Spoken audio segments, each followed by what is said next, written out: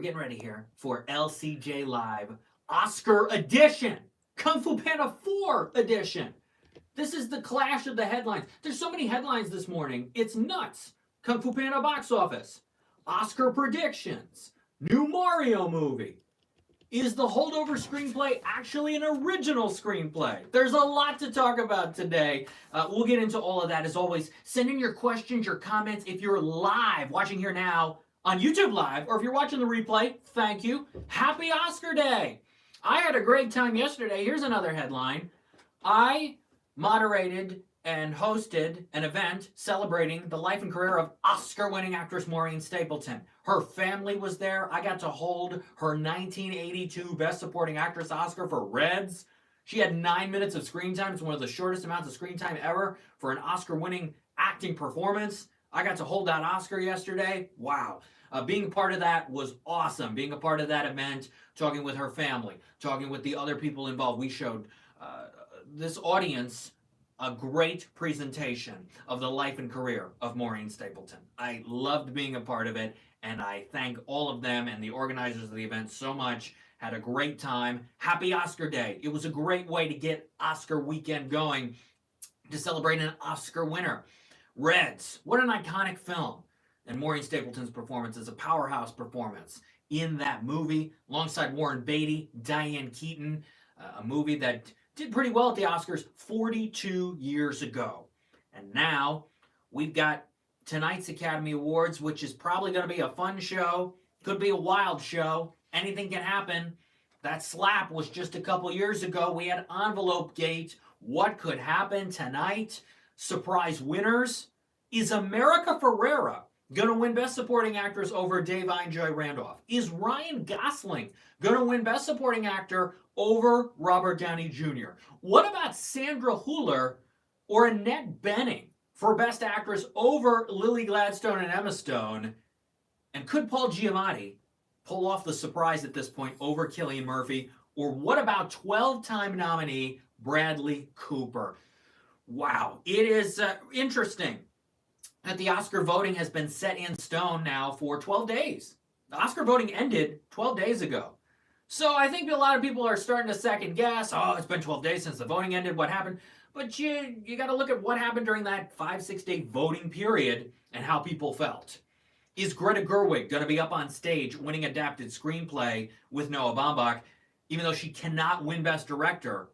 Is Margot Robbie going to be up on stage at the end of the night as a producer of Barbie with a stunning upset over Oppenheimer, which has won the Golden Globe, the Critics' Choice, the SAG Ensemble, and the BAFTA for Best Film? If you look at the track record for the BAFTA for Best Film, it's unbelievable that it has not matched the Oscar winner for Best Picture much in the last decade. If you look at the winners for that, most recently it was All Quiet on the Western Front, which did not win Best Picture at the Oscars. Power of the Dog, nope. Nomadland was the one that matched. 1917, went to Parasite instead at the Oscars. Roma, nope. Went to Green Book. Three Billboards, went to Shape of Water at the Oscars. La La Land, went to Moonlight, infamously. The Revenant, nope. Spotlight at the Oscars. Boyhood, it was Birdman. That's the last decade. One in agreement. Tonight, if Oppenheimer wins, it would make it 2 out of the past decade that the BAFTA for Best Film and the Oscar for Best Picture have matched. I don't know. Maybe Barbie does what I originally thought was going to happen, gut feeling a couple months ago, that Barbie was going to win Best Picture. And maybe that could still happen tonight with the early Oscars. By early, I mean it starts at 7 o'clock Eastern. Jimmy Kimmel and the producers are so scared that nobody's going to watch this first hour. They will not do this on Daylight Savings Weekend again. And maybe they won't do it at 7 o'clock again. People will just have to stay up late. This show is still going to run 4 hours at least. We all know that. The last few have run 3:37, 3:40. You got these acting Oscar winners coming back to present with the... And when they did this a decade ago, it just went... The show went on and on and on with everyone complimenting everyone deeply, thoroughly. It took 12 minutes to present one award. It went on forever. And I know these are going to be special moments for these actors that are nominated tonight and the 4 who are going to win, who are going to be up on stage. But my goodness, when it comes to the momentum of a show and dragging things out, that's what those moments did. That's why they stopped doing that after a couple years. But now here we go again. This is going to be a long show. And maybe there'll be some surprises, maybe there won't. I'm going to do my predictions in a minute. If you've got your ballot, get it out. I want to mention the box office first. Kung Fu Panda 4. $58.3 million. That is very close to the $60 million that the original Kung Fu Panda opened to back in 2008. But I think what's more impressive is the fact that the last Kung Fu Panda movie, number 3, which came out in January of 2016, so that was 8+ years ago, opened to about $41 million. And yes, you can adjust for inflation, do that, but I think even with an adjustment for inflation over 8 years, I still think this is an increase in attendance over Kung Fu Panda 3 by a good amount. So from going from 41 to 58, people wanted to see this character on the big screen again. Young people love Jack Black, and they wanted an escapism. And the families needed something new. Migration, which is still in the top 10, which added $1.1 million this weekend, is at $125 million. But so many families are going to migration, we need something new. And now here comes Kung Fu Panda 4, which is going to dominate animation for theaters for the next 2.5 months until we get to the Garfield movie over Memorial Day weekend, which I think is also going to do gigantic number. I mean, I'll be shocked if Garfield opens to less than $50 million. I think it will have a $50 million open. Then you got Inside Out 2. Then you got Despicable Me 4. Brandon Heaton, Kung Fu Panda 4 was amazing.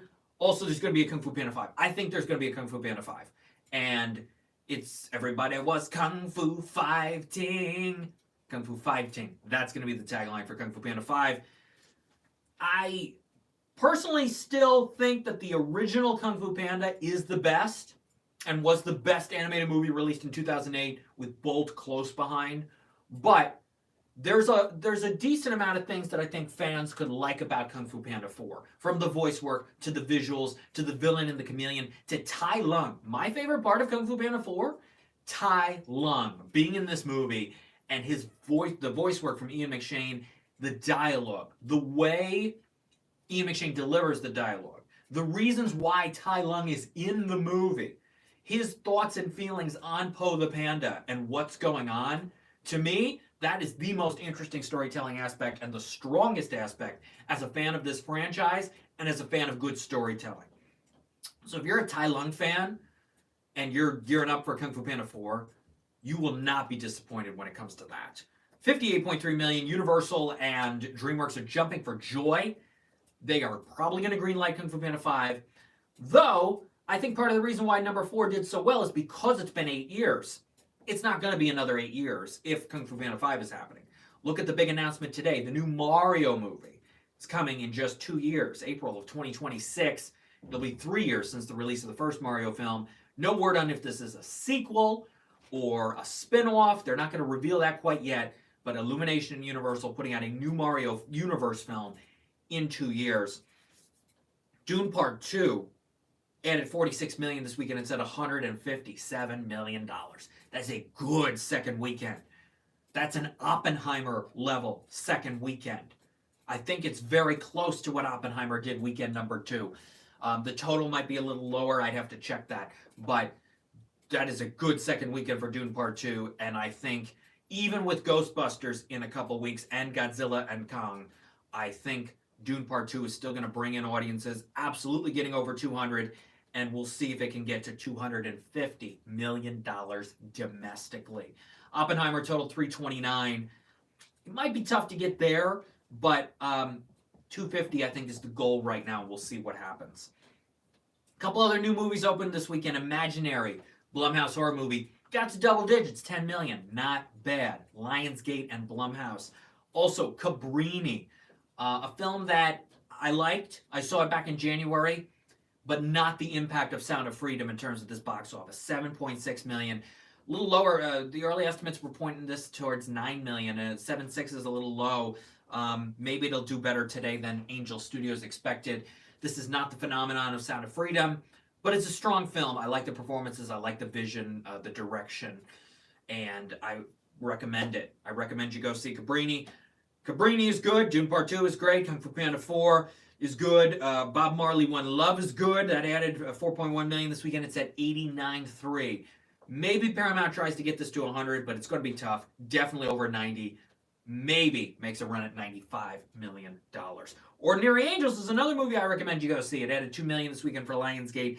It's at 16.1. It should be doing much better than this, but it's making a little money. But it should be doing better.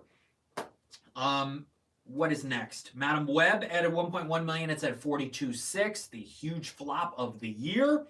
And Migration added 1.1, as I said, 125. Film called YOLO opened to 840,000 this weekend. It's going to get in the top 10. Now, the only thing we have to figure out is if the next movie in the top 10 besides that, and to round it out, is Wonka, which added 600,000 this weekend. It's at 217.8. Or if it's the next episodes of The Chosen. And I'm going to guess it's probably The Chosen episodes. 203,000 on Friday. I'm going to guess it did 700 something. I don't think the number for that is out yet, but I'm going to guess, yeah, they don't have that number yet. I'm going to guess that that did about 700,000 to round out the top 10. So Wonka not in the top 10. Migration remains the only 2023 movie still in the weekend box office top 10. Caveat being if Wonka ends up in that top 10, but I think The Chosen made more money. Couple films in limited release for May 24. Problemista in its second weekend added 206,000. It's at 386. Love Lies Bleeding opened in 5 theaters to 167,000. It goes wide this weekend. It joins in theaters One Life with Anthony Hopkins, which I have seen. He's fantastic. The film is strong, especially the second half. Arthur the King, which I'll be seeing this week, starring Mark Wahlberg. That's from Lionsgate. One Life is from Bleecker Street. And the American Society of Magical Negroes is from Focus Features. That's out this week as well. I'll be seeing that soon. Also available in select theaters, I believe, is a new documentary called Remembering Gene Wilder, which I have also seen. And it's a good documentary on his life and career. There's some highlight moments for sure. I'll have more thoughts on that this week. Knox Goes Away, Michael Keaton's new film. Michael Keaton's one of my favorite actors. I want to see this. And it's coming out this week. And Irish Wish, the new Lindsay Lohan rom-com, just in time for St. Patrick's Day, is on Netflix this Friday. I'll be checking that out as well. So, here we are, folks. It's finally Oscar Day. And I'm going to quickly run through my predictions in all 23 categories. So get out your ballot. Here we go. Original Screenplay. The Holdovers is nominated. I read the story from Variety yesterday and some other things. It's pretty interesting how The Holdovers may not be as original as we all thought. We'll see what happens. I still name it my number one movie of 2023. I hope Dave I Enjoy Randolph wins tonight. I'd love to see Paul Giamatti win as well. I'd love to see it win Best Picture. That's not going to happen. But we'll see about Giamatti. And I hope Dave I Enjoy Randolph wins. When it comes to original screenplay, I don't think The Holdovers wins. I think it's Anatomy of a Fall. Adapted screenplay. Many have American Fiction. I'm going with Barbie.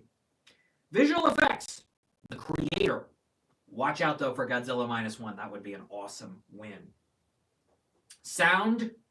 The Zone of Interest. Live action short film. Wes Anderson finally will win after 8 Oscar nominations with the wonderful story of Henry Sugar. Animated short film. These are all good. I interviewed the makers of all of them. War is Over, inspired by the music of John and Yoko. Production design will be Poor Things. Original song will be What Was I Made For from Barbie, Billie Eilish, and Phineas. Second Oscars in 3 years. Original score is Oppenheimer. Makeup and hairstyling is Maestro. International feature is The Zone of Interest. Film editing will go to Oppenheimer. Documentary short, The Last Repair Shop. Documentary feature, 20 Days in Maripol. Costume design will go to Poor Things. Cinematography will go to Oppenheimer. For achievement in directing, Christopher Nolan for Oppenheimer. Animated feature, The Boy and the Heron. Watch out for Spider-Verse. Watch out for a surprise if those Boy and the Heron and Spider-Verse votes split. What if Elemental or Nimona or Robot Dreams takes it? That would be crazy. Actress in a supporting role. If I had to rank, I'm going to rank the 5 in each of the 4 acting categories by how I think their percentages as far as chances of winning tonight. In 5th, in actress in a supporting role, Jodie Foster, I guess. Daniel Brooks in 4th. Emily Blunt in 3rd. And before these nominations came out, I would have said Emily Blunt would be in 2nd position. But my goodness, am I feeling like there could be an America Ferrera win tonight. I'm putting her in 2nd position.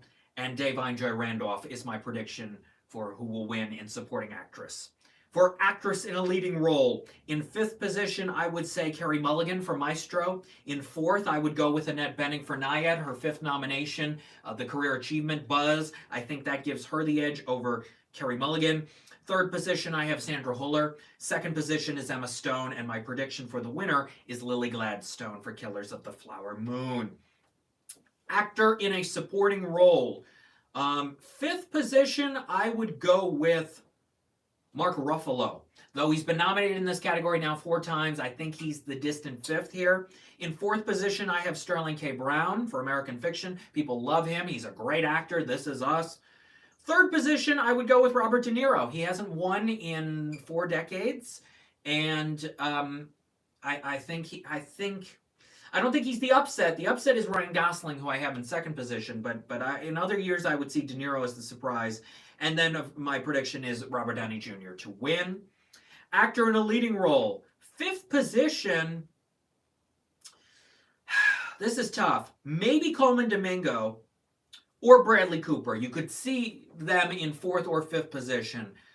Bradley Cooper been nominated 12 times. I think that's on a lot of people's minds. But Coleman Domingo is very good, but I think they're towards the back. I think Jeffrey Wright is in 3rd position. People love American Fiction, and it's a good performance. 2nd position is Paul Giamatti, and my prediction is Cillian Murphy to win tonight. And for Best Picture of the Year, let me tell you the movies that are not going to win. American Fiction is not going to win. Killers of the Flower Moon is not going to win. Maestro, Past Lives, Poor Things, and The Zone of Interest. None of those films are going to win. Anatomy of a Fall would be quite a surprise and a wild card, but there's a lot of love for this movie. Justine Triet's going to win original screenplay, and she's up for director as well. Sandra Huller could be the surprise best actress, which would be wild. I think Anatomy of a Fall is in 4th position, maybe 3rd. I would honestly put Anatomy of a Fall right now in 3rd position, and The Holdovers in 4th position. 2nd position is still Barbie. I truly believe that. And Oppenheimer will win Best Picture tonight. But if it's Barbie, it is going to be a moment people are going to talk about for a long, long time. So there you go. Oppenheimer, which I think I have winning 7. Oppenheimer's going to win Picture, Actor in a Leading Role, Actor in a Supporting Role, Cinematography, Director, Film Editing, Original Score. Yeah, I think that's 7. I think that's what I have winning for Oppenheimer. Poor Things is going to win a couple. It's going to win Costume Design and Production Design. Killers of the Flower Moon will win for Lily Gladstone. The Holdovers will win for Da'Vine Joy Randolph. The Boy and the Heron will win Animated Feature. 20 Days in Mariupol for Documentary Feature. The shorts we have listed already. The Zone of Interest will win 2 tonight, Sound and International Feature. Maestro will win for Makeup and Hairstyling. And Anatomy of a Fall will win for Original Screenplay. And The Creator will win for Visual Effects. And Barbie will win for Adapted Screenplay and Original Song. So they're going to spread the love a little bit, even though Oppenheimer is going to dominate with 7 Academy Award wins. Those are my predictions for tonight's Oscars. When we're back here next Sunday for LCJ Live at 12 p.m. Eastern, we'll see what's number 1 next weekend. Is it Kung Fu Panda 4 again? Is it Dune Part 2? Is it Another Good Battle? Or is it one of the other new movies? They're only going to make a few $1 million each. Let's be real. It's going to probably be Kung Fu Panda 4 again. We'll preview Ghostbusters opening and more March movies.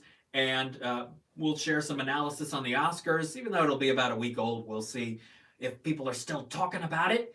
For all my coverage of the Oscars, go to Twitter at LCJ Reviews, Instagram at LightsCamJackson. The website is lights-camera-jackson.com. Subscribe to this YouTube channel if you're watching here. Thank you. More coverage, more interviews, new LCJ Q&A podcast episode. A week from tomorrow, we kick off a new season with Miguel Puga, the director of the Casagrandes movie. We kick that off Monday, March 18. And more to come from AnimationScoop.com and more outlets and exciting news and things happening in the world of Lights, Camera, Jackson. Thanks for watching. Enjoy the Oscars tonight. I hope it's a good show. I hope Jimmy Kimmel's funny. And I hope the show moves along and does not drag on forever and ever. Enjoy the Oscars. It starts at 7 p.m. Eastern. And I'll see you next time for LCJ Live. Bye-bye.